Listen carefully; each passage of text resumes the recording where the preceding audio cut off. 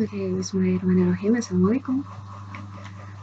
Kita masuk ke uh, penjelasan selanjutnya, uji hipotesis yang lain. Jadi di video sebelumnya kalian bisa lihat kita sudah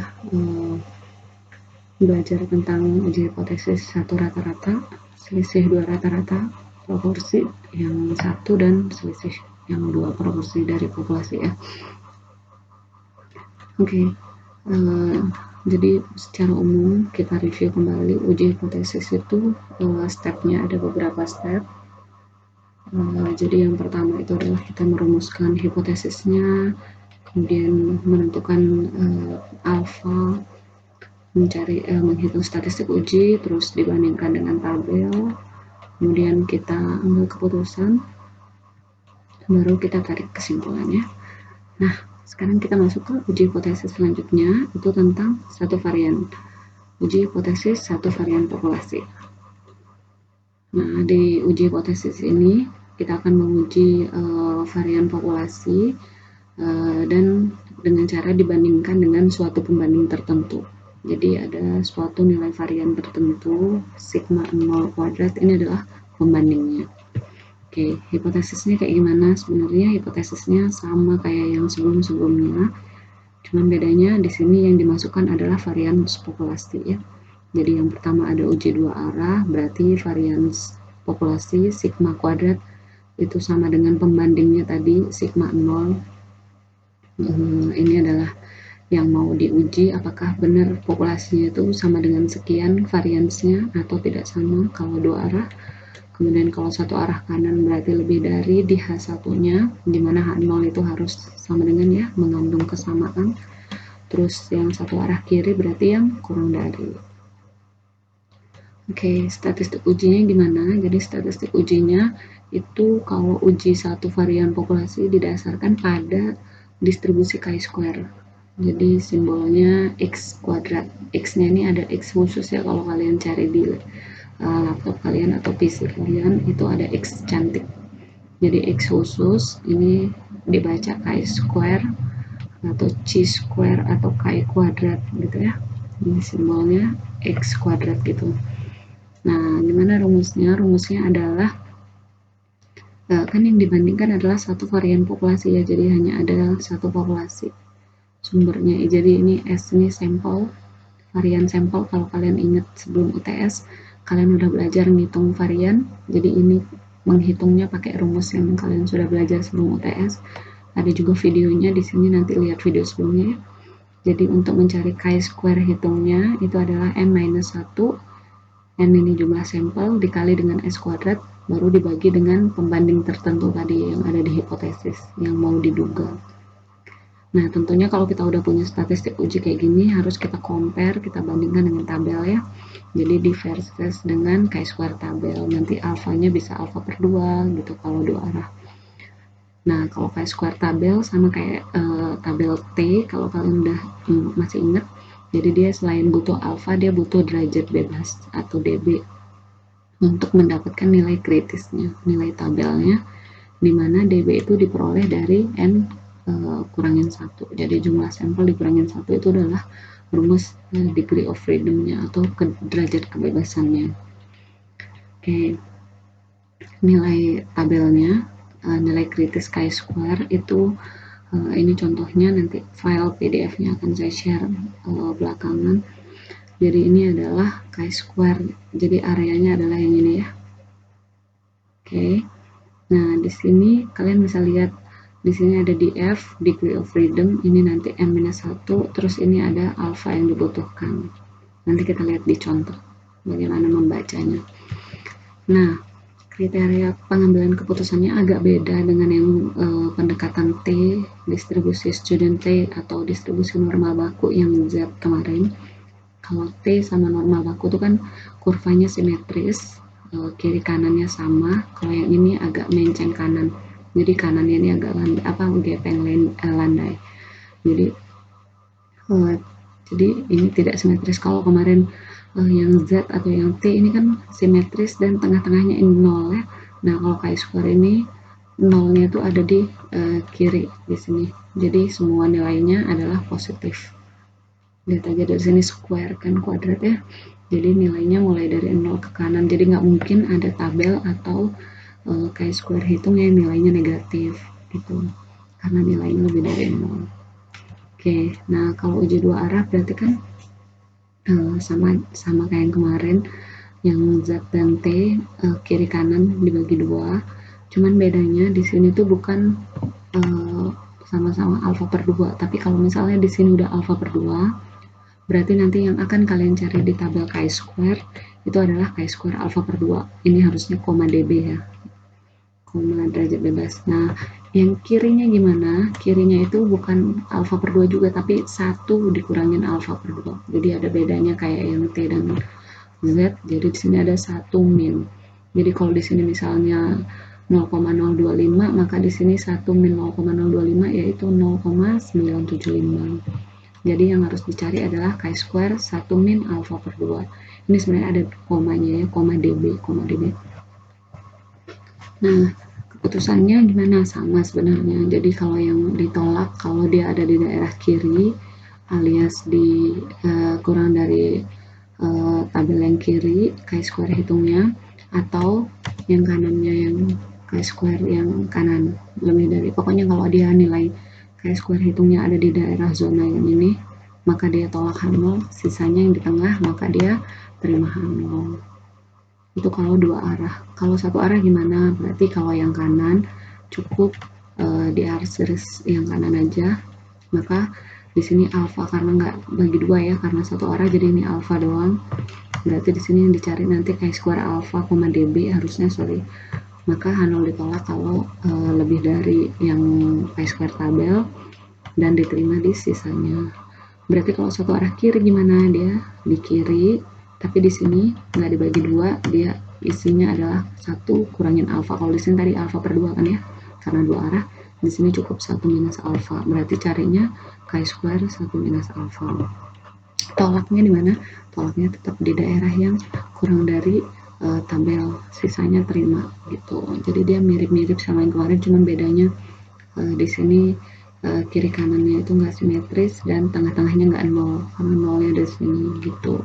Jadi kita kalau kemarin T kan sama Z, kita nyari tabel yang kanan itu cukup sekali, nanti yang kiri tinggal taruh minus kan ya. Nah kalau ini nggak bisa karena beda, jadi harus cari dua-duanya. Oke. Nah ini ada yang harus diingat. Jadi simbol sigma kuadrat ini adalah varian populasi atau disebut parameter yang merupakan karakteristik populasi. Jadi sigma ini milik populasi, kalau milik sampel dia namanya S. Jadi ini yang kalian sudah tahu rumusnya, yang kalian sudah pelajari sebelum OTS, S kuadrat yang rumusnya apa? Sigma XI min X bar dikuadratin dibagi N minus 1, kan ya? Nah, ini adalah varian sampel yang disebut statistik atau karakteristik sampel. Oke, sekarang kita lihat contoh. Jadi berikut dicatat waktu perkecambahan untuk 7 bibit kacang buncis baru. Jadi ada 7 bibit, ini data 7-nya ya.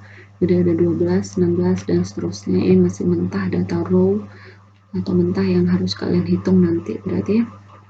Nah, diminta uji pernyataan bahwa, uji bahwa varian populasi, ini kan sigma ya.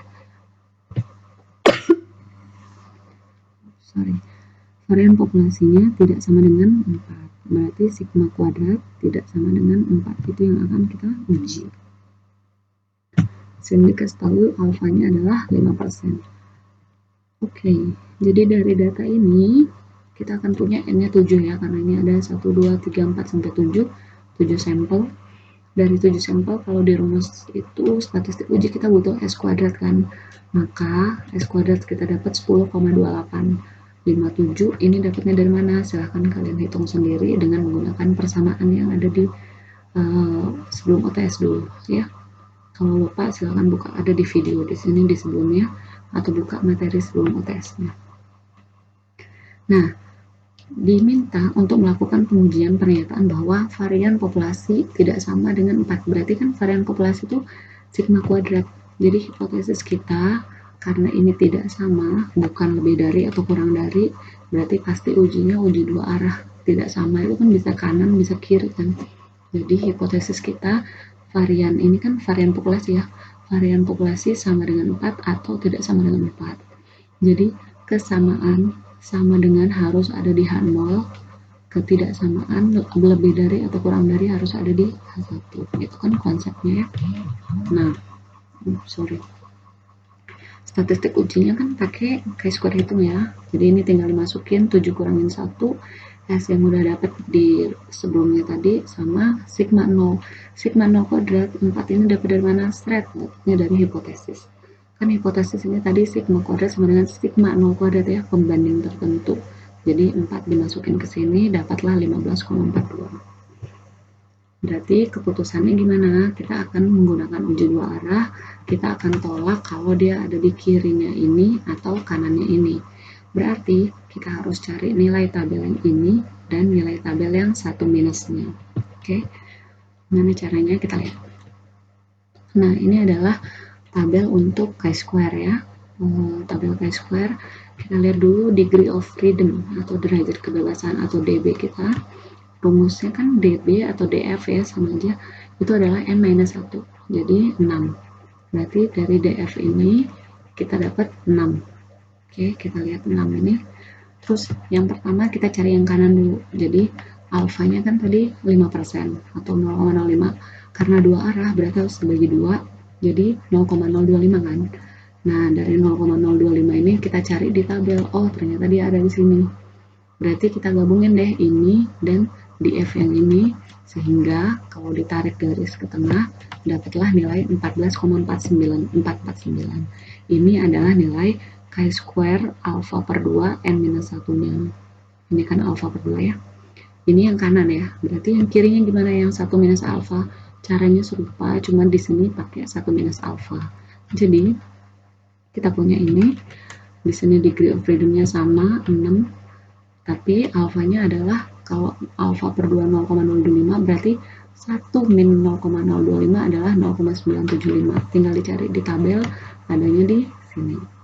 Berarti sama kayak tadi, tinggal tarik garis, berarti nilainya adalah titik pertemuannya 1,237. Nah, ini adalah nilai yang kiri, chi-square 1 minus alfa per 2 n minus 1, 1,237.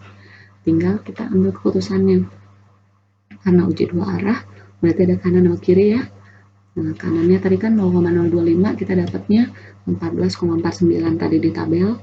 Terus yang kirinya 0,975, 1 minus alfa per 2, kita dapat 1,237. Nah, sekarang tadi kita dapat chi-square hitungnya berapa? Chi-square hitungnya tadi kan 15,42. Nah, nilai ini posisinya di mana? Kalau ini 0, ini 1, ini 14-an, berarti 15 ada di sekitar sini gitu.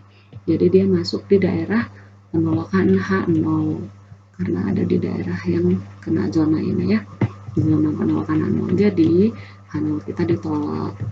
Oleh karena itu, dengan memperhatikan hipotesis, tadi kan hipotesisnya H0 sigma kuadrat sama dengan 4 atau tidak sama dengan. Kalau H0 ditolak, berarti yang diterima adalah H1 kan? Ya, berarti kesimpulannya dalam taraf nyata 5%, variannya itu tidak sama dengan 4 gitu. Oke, nah ini ada latihan. Di latihan ini coba kita samain persepsi dulu. Jadi ini ada produsen aki mobil mengklaim. Nah, kalau ada kata mengklaim ini berarti kan dia menduga, dia mengklaim. Jadi mengklaim bahwa masa pakainya hampir berdistribusi normal dengan standar deviasi 0,9. Ingat, ini standar deviasi. Kalau ini kan dugaan ya, klaimnya dia. Berarti ini akan jadi hipotesis kalian nanti. Jadi H0-nya variansnya sama dengan, ingat standar deviasi itu kalau mau nyari varians gimana? Varians adalah standar deviasi dikuadratin kan ya. Jadi ini adalah ini adalah sigma. Jadi kalau mau cari sigma kuadrat tinggal ini dikuadratin. Ini akan menjadi dugaan awalnya atau H0-nya, ini pembandingnya. Terus apabila sampel acak, nah ini N-nya 10, dari sampel ini didapat standar deviasi, oh ini udah dihitungin, kalau yang tadi harus hitung dulu kan ya, ini udah dihitungin standar deviasinya 1,2, berarti ini baru S, berarti kalau mau dapat S kuadrat tinggal dikuadratin ya. Apakah Anda berpikir bahwa sigma lebih dari 0,9 Atau kan kalau hipotesis itu sigma kuadrat ya, jadi sigma kuadrat lebih dari 0,9, ini tinggal dikuadratin. Jadi dugaannya apakah dia lebih dari ini atau enggak ya, silahkan dicoba. Oke, semangat.